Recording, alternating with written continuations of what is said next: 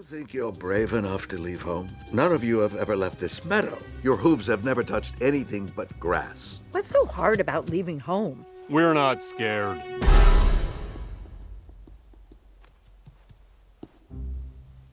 Mappa, what is that? I think it's a road. But what is it made of? Well, not grass, I can tell you that. Lily? Yes!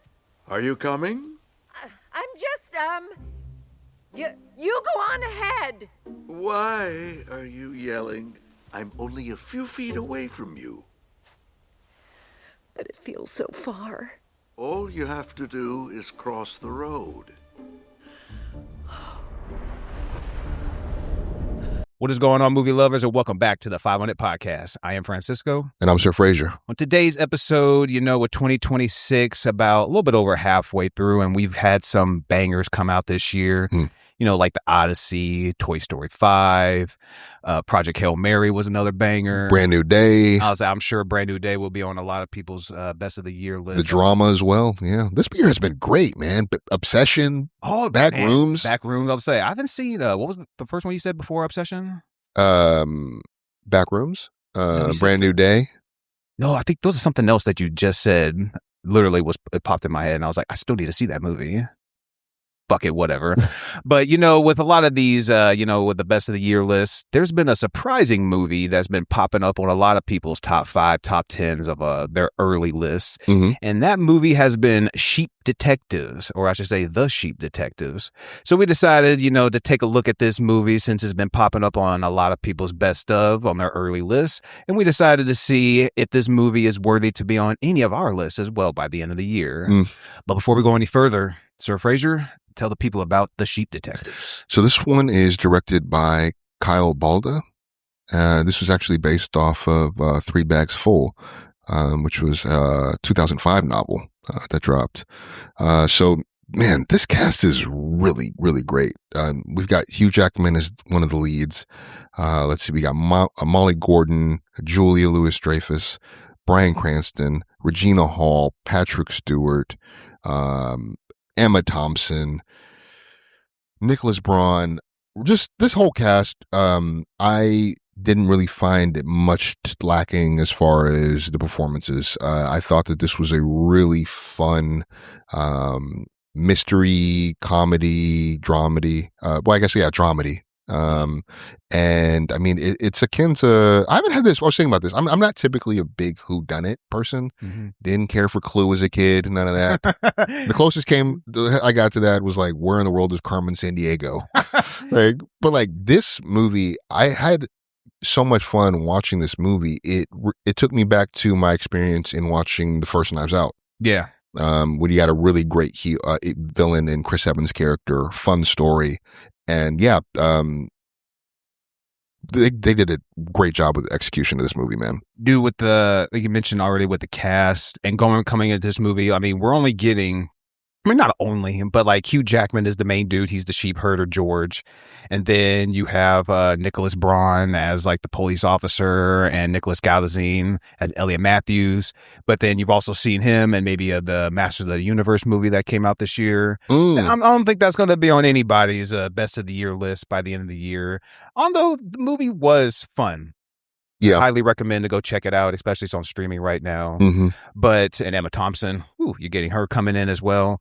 But when you're getting a lot of the voice actors as doing the sheep, and first of all, like the visual effects of the sheep, I think was like really well done. Oh yeah, I agree. I'm not sure like what type of like effect that they're going for. Like, I mean, obviously it looks very realistic, but it just looks very seamless into like the surroundings and playing with like the characters and whatnot. Mm-hmm. And even with some of their facial their expressions. wool as well looked great. Like when they come up to the road and then they show their face like, ooh, like looking down. Mm-hmm. The animation looks great. But like when you do a lot of voiceovers, you said like Julia Louis-Dreyfus and Bryan Cranston, Regina Hall, Patrick Stewart. You're seeing a lot of familiar names, but watching it, I didn't recognize anybody that was like doing the voices of the No. I didn't recognize Julia or Bryan. I could kind of like get some sort of like indications of like, I kind of recognize this person, but it didn't really take me out of it as some movies where I'm just sitting there thinking like, I know this fucking person. I know this name. Yeah. But I could not maybe except for maybe when you get to Sir Richfield. He was definitely a great character. I thought that was Sir Ian McKellen that was doing that voice, because I was getting a very Gandalf type of vibe from that character. But it turns out it was Patrick Stewart, which I'm not too far off. It's no, not really. It's Magneto's friend, Professor Stewart, Professor X. Professor X, yeah. But like seeing, like getting like those, that type of like when you're watching voice or listening to voiceovers or watching animations, and you can kind of take yourself out and not have to worry about who's doing each character. You can enjoy the story. Mm-hmm. And the story was well done. Like, and I think you will enjoy this story. I think a lot of our listeners will. Sorry, finish, I was gonna say, unlike like what you said, I am a big that kind of whodunit fan. I am a big murder mystery. Like I did, I mean, and Clue isn't a tier 1 murder mystery, but it's fun in some aspects. Like that was a movie I watched on a late night tip back in the old days. Mm-hmm. But Knives Out, that whole series is like Wake Up Dead Man as well, Glass Onion, even some of the other ones, Murder on the Orient Express, I thought was like a fun movie. Mm-hmm. Maybe not Death of the Nile, but I am a good fan of like whodunits, murder mystery type of movies. So it definitely had me kind of like lured in when I kind of get down to, I mean, obviously it's called The Sheep Detectives, but you don't really know, like you, like on the, I don't really remember watching the trailer, but just kind of hearing about this movie, I was thinking like, this is going to be some like kid shit, like some, I mean, I like kid shit, but I thought it was going to be corny and just kind of cheesy, but like to my surprise, like this is almost like a Dungeons and Dragons type of movie where like I went into it with low expectations and I come out of it with higher. I'm not gonna say like I'm not gonna I was tell you thoroughly entertained. Exactly. I'm not gonna tell you if it's on my best of the year list. We'll save that for the end, but it was a thoroughly like enjoyable movie, and even up to the end, there was some heartfelt moments. But overall, they did a great job. Yeah, I shared your skepticism too, because I was kind of like, oh man, it's gonna be corny. I was like, oh, this is, I mean, I don't know if this, I was like, all right, I put this off to last too, to watch this movie. Did you hear about this before? Cause I recommended this movie, when we were discussing what movies we should do next. And I was like, well, I've heard so many people talk about The Sheep Detectives. Okay, let's review this. Did you hear about this movie before No, I recommended it? I started looking at it, reading about it. I was like, I don't know, man. I was like, I don't know. But then, I started this movie, and I think one of the things that I really appreciated about this movie, is like the themes that it's grappling with in terms of grief, loss, and memory. The memory component surfaces a lot because, with the exception of, I think, Mopple. Is it Mopple? Yeah. Mopple has essentially become the memory of the flock, because a lot of the sheep will collectively forget really sad moments. They talk about sheep aren't supposed to be sad or feel sadness, and so they will collectively just wipe out a memory. And there's a really strong moment in this movie after Hugh Jackman's character George is murdered, when all the sheep, after learning that he was killed, are about to wipe their memories, and Mop will be the sole person, the sole sheep that remembers this. And this has been his role in the whole flock for countless years, right? And then Sebastian intervenes, and he's like, no, you will not forget him. I thought Sebastian was a really strong, played by Bryan Cranston. I thought he was one of my favorite characters in this, because I think he was so much more familiar with the ways of human beings, because he was used as a fighting animal in the carnival. They would sick dogs on him to fight him, and that's where George rescued him. But I think he is constantly pushing the boundaries of what Lily, and especially Lily, but Mopple are familiar with. And so them branching out of that world was a really fun part of this story. We see them heckling the cop when he is getting things wrong. First of all, this cop, Detective Dunphy, is what I talked to you about. Doofy, yeah. Oh my God, bro. He's so incompetent. I was like, Did you take pictures? I should have taken way more pictures. Yo, he's like he doesn't even have any gloves on where he's going through the crime scene. He's using his elbows. He is seemingly the last to know when it comes to like people Bro, they trying to piece things together. When he goes in the trailer, he's just like, all right, everything looks up to code. Everything looks up to shit. Let's get out of here. It's like, bro, what are you doing? Well, the conversation with him and Emma Thompson's character, who is George's attorney, empowered lawyer to administer his estate, when she pulls up to the scene, she is such a highlight in this movie, but she's having a conversation with the clumsy police officer who is fancying himself a detective. And she asks him, is this your first murder? He's like, oh my God, you think I did this? Yeah. And the look she gives him, there's so much pity in her eyes. Yeah. It's like, oh, right. It's like, yo, this guy was an idiot. But his arc was also rewarding because when he sees George's daughter, the whole press, the whole community gathering, right, is a really great intro to him and his level of competence. He's like, he's basically telling the community, I'm not at liberty to talk about the murder by poison of George. He said, until the investigation is over. And everyone's like, murder? Yeah. He's like fanning like some little bit of hysteria and concern, right? And then when George's daughter arrives and he is just lost in her eyes, bro, the interrogation scene the first time when he's like, do you have a boyfriend? I was like, oh, like, this is hard to watch. We know what this is, bro. Like, it's I ain't gonna so lie. Good. She was on a show called Animal Kingdom. Oh, okay. And I went through a little Animal Kingdom binge maybe like a couple months ago. And her character in that show was so fucking annoying. Like, I got tired of her ass. And so when I saw her pop up in here, I was like, oh, brother, this fucking broad's here. But like you mentioned, they do a great job of like showing like just the cop, his incompetence. Like all the characters, I feel like was like a really good standout of this. Oh my God, the butcher, the one who George, exactly, from Game of Thrones. He's got a good set of air on him. He does, right? There is a great line. So the whole suspect montage when they become convinced that there was foul play here after the will is read. When we get the suspect montage where he's like gathering information from all of the suspects, the butcher is hilarious. He's like, I bet he was a vegetarian. I could forgive that in a woman, but in a man, disgusting. Yeah. It's like this. I'm like, yo, it's a really witty and fun movie.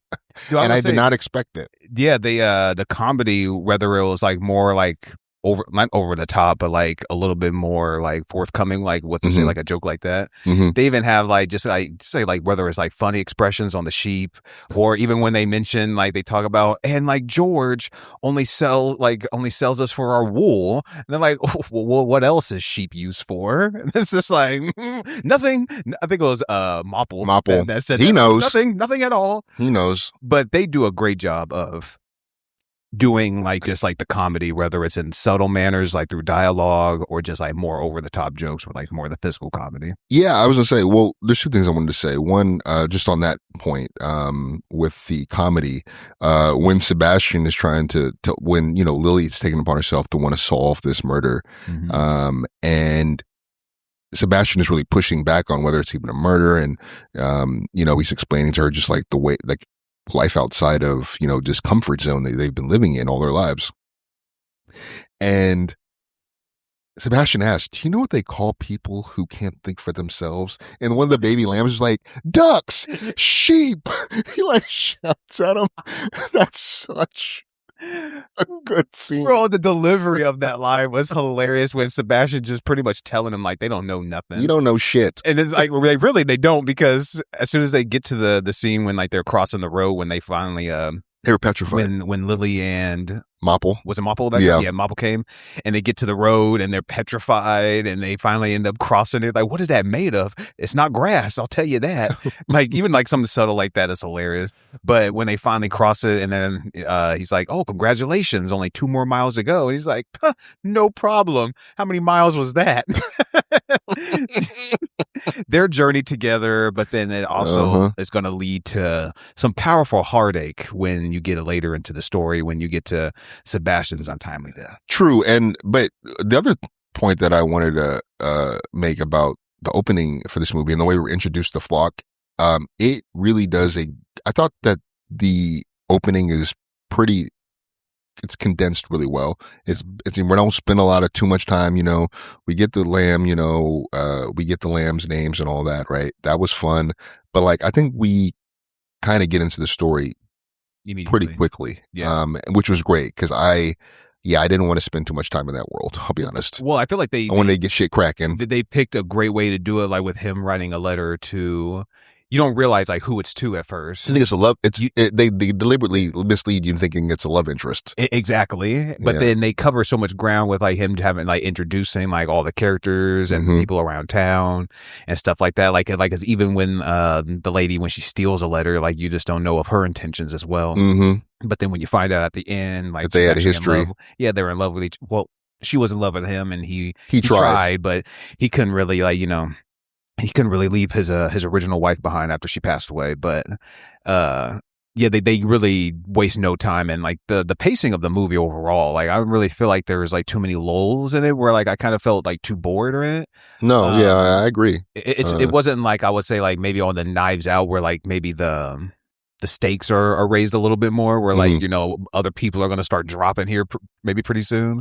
But like just seeing like how they introduce the stories, they introduce the characters, and they are this up and running with like the whodunit like really like early on within like maybe 15 minutes. I mean, I love the scene. Another highlight for me is the scene where Emma Thompson's character is reading George's will. And that was a really fun. It gives you like bits and clues to follow up on as the story unfolds, and just talking about two murders, right? I think was it two murders? Yeah, he said like it's like a full bad shepherd.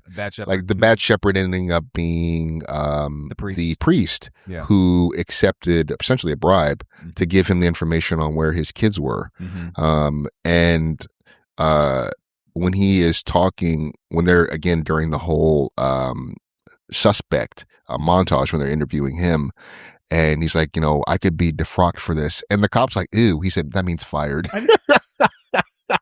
Bro, it's so damn funny. I did like the misdirection of the newspaper reporter being his son. I think when I didn't see that coming. But when the movie went on and the cop is piecing this together right before when he's stopping them from taking the daughter, what's her name again? Was it George's daughter? I was gonna say Lydia, but that's Rebecca. My bad. It's Rebecca, right? Yeah, because I forgot like she changed it because like her name was something originally, but then it was Rebecca. Chastity Hardy or something. Chastity. Was it Chastity or Cassidy? One of those two. Chastity Cramps. Oh, it's a terrible name. You change it too. But yeah, her name was Rebecca though. That whole scene, right, where he's stopping them from taking her away because he's putting it together about the paint. I thought as we're kind of looking around, the one person that you didn't see in view was I didn't notice the reporter. That's the person. Elliot Matthews. Yeah. That's he's described as intrepid junior reporter. Yeah. But like I thought the fact that they didn't highlight him or he wasn't in the shots, I was like, huh. Yeah. Where is he at? Dude, well like and then those fucking Rams went Street Fighter style. I feel like it was that Street Fighter. Yeah, I was just saying, didn't it feel like that? I was like, yo, this feels like Street Fighter right now. Fucking up the Jeep. Dude, the Benz. I kept thinking of like the Bash Bros too of what's his name? D2? Mark McGuire and Jose Canseco. I was talking about the Mighty Ducks, the Bash Brothers. Well, honestly, that's where the Mighty Ducks got it from. They got it from those baseball players. They were called the Bash Bros back in their Oakland Athletic steroid days. Damn. Yeah. But seeing Elliot Matthews' character too when he shows up to the festival or whatever, and he pretty much lets him have it. Like, you can't just put up a banner that size just for some tables. Oh, you don't like the way I run my business, huh? And like, the cop stands up. You're like, yo, I know. No it's problems. Like, bro, look around. This ain't shit either. Yeah. But the only bad thing, it's not even with the movie itself. I originally like tried to watch this like a few weeks ago when it first came on Prime because I was like, I heard so many good things about it. So I was like, let me put this on. But then I got distracted. I was like doing like, I think I was cleaning up or doing laundry or something. But I just saw the very end, and I was like, so like I knew that character was like the one that ends up doing it at first. And so I was like, poisoning. Yeah. So like I knew watching this, like who's the like the real killer or whatever. I didn't really know like how like the steps was like how we got there and everything. Yeah. And so like I was kind of like just like gonna listen to you and see how well they kind of hit it, because like I thought for the most part they did a really good job of like kind of doing like almost typical murder mystery things as they're leading you down towards one character, and it's obviously not going to be that character because it's just too obvious, and then they're going to steer it towards somebody else. I think they had like really good like motives and trying to show you that like, yeah, it's probably the like this one girl because like of like her past history and like the boots having the berries on it and whatnot. So I thought they did a good job of like showing you that like it's this one character, but then they swerve it, and then the steps how they got to the swerve, like when they notices the paint or the paintbrush, not the paintbrush, but the blue and the green and all that type of stuff. And he's like, oh, well, what turns blue to yellow? The blonde hair, and like who has blonde hair right here? It's like I thought they did a good job of setting those pieces. Like, is it like the craziest thing in the world, or just like the most like sticking, like, ah, my God. It does have a little bit of flimsiness to it because it's like the blonde hair and he grabbed the hair and like the tussle in the rain. It was raining. And he just so happened to have been doing the medicine that day. Like, yeah, it has some flimsiness to it, but I thought for the most part they did a good job of like steering you towards one way, then obviously doing the ultimate reveal, and how you got to that reveal I thought was pretty good. Yeah, I mean, honestly, my knock against this movie, I mean, I just typically don't dig this kind of movie, but having set this genre of like, mystery thriller, it kind of feels like a procedural mystery thriller or mystery, because you're going through all the steps, right, as opposed to something, I don't know, like I'm trying to think of an example where there's a bit of a mystery and there's somebody dies, and you're trying to and as the story unfolds you find out who, and then like you're actually like truly surprised, or you're like you knew it the whole time. Well, the movie that I was thinking about is Ghost, with Patrick Swayze. Oh, because like in that movie, right, he's murdered. Well, he ends up getting murdered, but he's trying, as the movie goes on, he's piecing together how this happened, because he was supposed to be robbed by his friend and colleague Carl, and then we find out that he's the one that set all this up and set everything in motion, and that ultimately led him to getting killed. Yeah. So like there's like there's a story like that where it's really fun, but like I typically don't really go for these. I mean, Seven is another one where I'm pretty, or even Usual Suspects. Yeah. That's kind of a procedural one, right? Because you're literally, the detectives are driving the story and piecing things together. Those can be fun because they don't feel as like, whodunits can feel a little bit lighter and a little bit more comedic, whereas those movies I mentioned are usually darker and grittier. Yeah, and like with like whodunit, like kind of not even mention it, is just like I mentioned with they're obviously like when they want you to believe that it's just like this one particular character, because that they're like, oh well, they weren't there this night and they were like there with this person and whatnot. But then you're like, it's not that easy. It's not like they're going to show up at, they're like, okay, we finally figured out we're going to show up at their house, arrest them, and blah blah blah. Like, it's not that simple. Like they're going to get there and that person is going to be murdered or some weird shit. So it's like, you're also following just kind of a certain formula, so like those can get formulaic. Or, and you're gonna dig this, or it could be deliberate misdirection on the part of the killer. I'm talking Billy Loomis, Scary Movie 1. Yeah, because he deliberately played into that, but he had a partner. Yeah, and that's how he was able to maintain the charade. Well, because they also like when they're pointing everything towards him, like the ex-boyfriend, he was there that night. Yep. They do so many good words, because not only like they're earning killers. Yeah, and in doing that, go ahead. I was like, and that like he gets murdered. So like when he's like, see, like, so then when you're killed, when he's like, oh shit, well you just corn syrup. Yeah, you just killed the main person who I thought it was. Yeah. Oh shit, no way. And then it ends up like, so they did a really good job of like misdirection twice, just because two killers and you killed off the main suspect. One I feel like though might be it's Glass Onion. If you kind of remember that. Did you watch I that? have not seen that one all the way through. That's one where they were pointing at, I feel like, one character, and I was like, yeah, it's not going to be. Was it Edward Norton's character? Yeah. Okay. Well, I don't know if I want to give it away now. I've seen parts of it. I remember it was on at the barber shop a while ago, like months ago, but yeah. But like they're pointing, like they're kind of making it seem like he did something, like he did the murder, and then I'm just thinking like, nah, it's not that easy. No way he did it. And then they kind of like do something where like they try to like swerve you away, but then spoiler alert, ultimately ends up being Edward Norton. So it's like they didn't do enough of a swerve to like make you think. I was just like, maybe not, but I'm pretty sure it's you. And so like they're kind of pointing it at one way, and then they want you to somewhat think, but then it's still originally that ultimate character. But yeah, like I don't know, like yeah, I am a fan of whodunits just because I want to see if I can figure it out, if I can. But like sometimes I can also kill the movie in a way.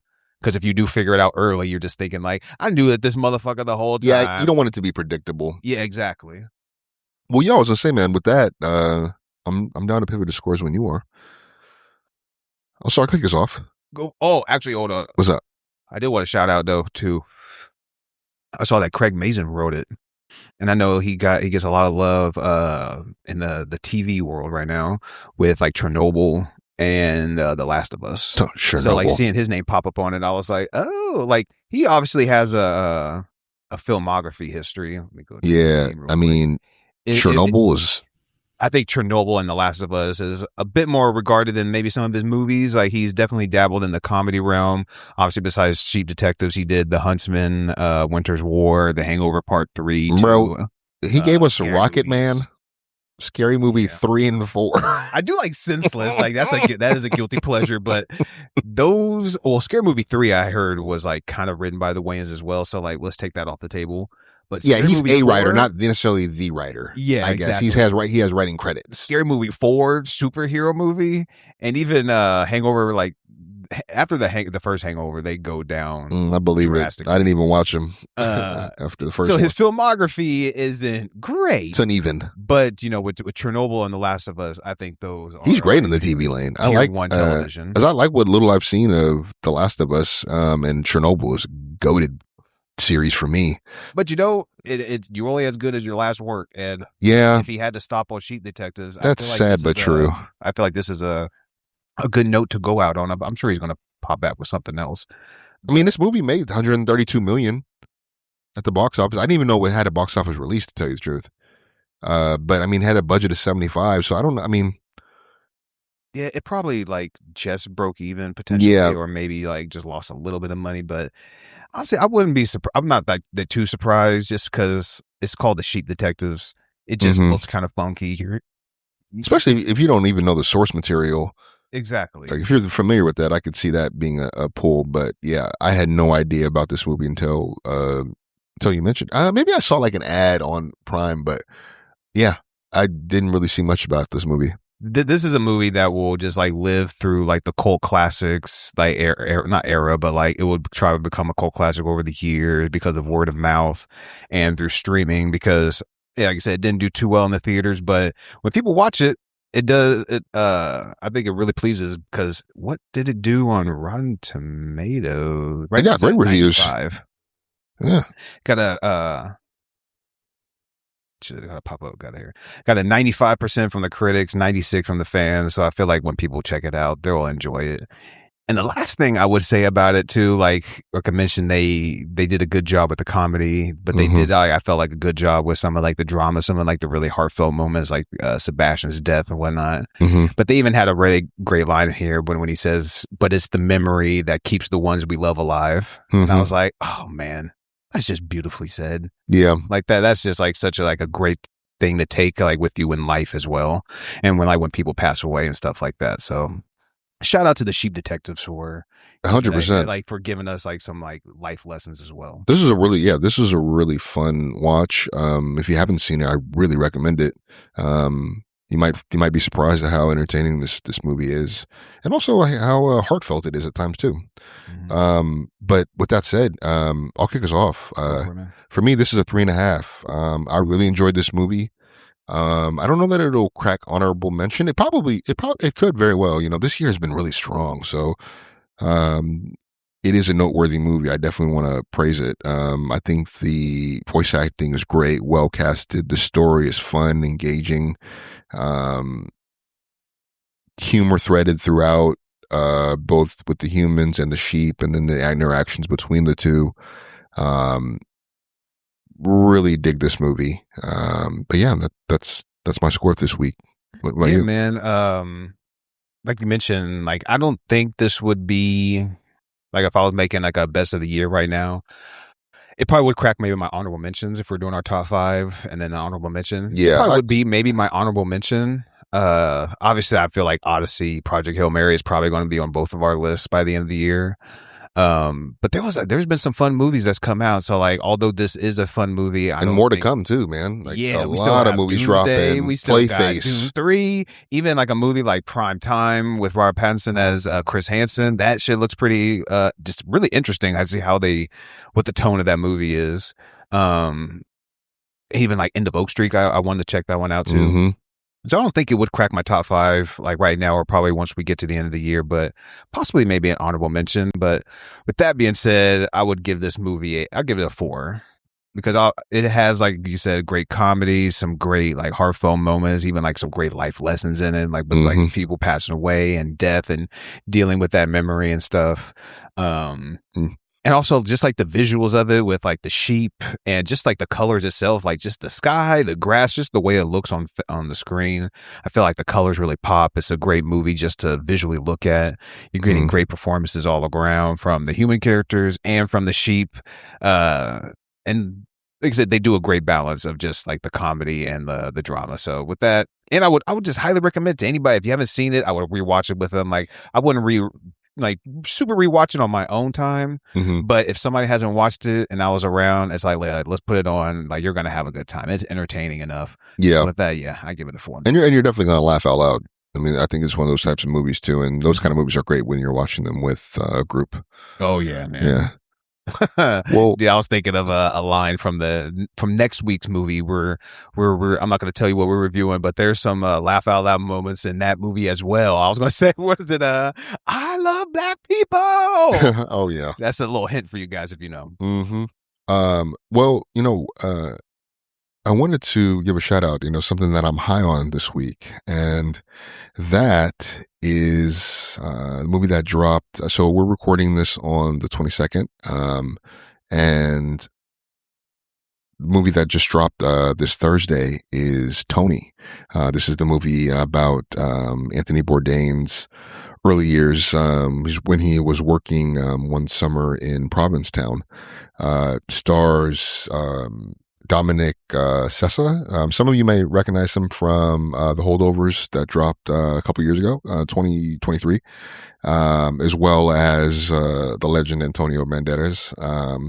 This is really was a very moving movie to me, really highlighting this transitional moment that is this summer that exposed Tony to the kitchen, and he works in this kitchen in the summer, and there's a love interest. It's another release from A24. They're having a damn good year. Highly recommend checking this out. This movie has already done over 4 million opening weekend. And honestly, I don't really expect this movie to do super well, because it's probably going to be a limited release in a lot of cities. Yeah. And also it is, it's just doesn't have the kind, you're not seeing this a lot on a lot of advertisements for this. At least I haven't. But really enjoyable movie. Highly recommend it. I've seen a couple little clips of it online. Is it just like his early years, like in his 20s? Literally, he's like 19 or 20, I think, in this movie. It kind of grounds you in his family, and he was just smart ass, unlikable character. Teenager, right? Or just out of his teens. Really arrogant, incorrigible liar. I mean, he couldn't help but lie. You could be like, yo, what color is the sky? Green. Like, bro, like just lying his ass off. But of course I am familiar with Anthony Bourdain, and his iconic, stature within like the culinary world, and basically like being like an anthropologist of like food and cultures. But like it was really, so having just that understanding of him, to see this movie at this really pivotal moment that completely opened up his world and we found his love, to highly recommend. It's really, really great story. I don't know if I'll be able to make it to the theater for it, but I'm definitely will check it out once it's on streaming for sure. Yeah, it's playing at Fox Tower if you are in Portland. That's one of the few theaters I think that I saw that was playing at. But definitely worth checking out. And what about you? Anything on your radar? Man, right now, what do you think you're high on? Well, I do want to check out End of Oak Street just because I've heard like some good things. People are saying it's the best Jurassic Park movie since Jurassic Park. So I'm like, with that type of praise, I got to at least get my eyeballs on it at some point in time. Mm-hmm. Excuse me. But honestly, there's nothing real. I mean, maybe on TV right now since Lanterns just started up. Yeah. That's been a good watch. I mean, they've only dropped one episode. I like the first episode. I agree with you. Yeah, I thought it was really good. And they got something really good to build on, and it's HBO. So it's like, you got to give them like that type of... Their reputation precedes them. Exactly. But honestly, with movies, like I'm just gearing up for, just because I got my Doomsday and Doom 3 tickets. So that's not until December. Yeah, I was about to say it's not until Doom, but it's not until December. Dropping Doomsday in June. Yeah. Doom in June. Dude, another thing that I'm really hoping, I've been seeing this all over the internet, is if they open up the credits for Doomsday with, I think it's all caps from MF Doom and this is off the Mad Villain with him and goddamn, who, not Ninth Wonder, who am I'm tripping, I'm high. but if they did something with MF Doom, like even if they like, the culture would love it, bro. Even if it was just like maybe like an instrumental like over like the title card or something like that, bro, that shit would be fire. But I doubt they're gonna, like, I'm not gonna, I wouldn't, have my hopes real high that they would actually do something like that. But it would be a wonderful surprise if we see something like that. Or even like end credits, like even if they at the end, Mad Lib, I'm sorry, forgive me, Mad Lib and MF Doom. Yeah. But if they did even something like that, the end credits, even play one of his songs, shit, that'd be sick too. Hell yeah. Absolutely. All right. Well, that is our episode for this week. We'll stay tuned. We'll catch y'all next time. Peace.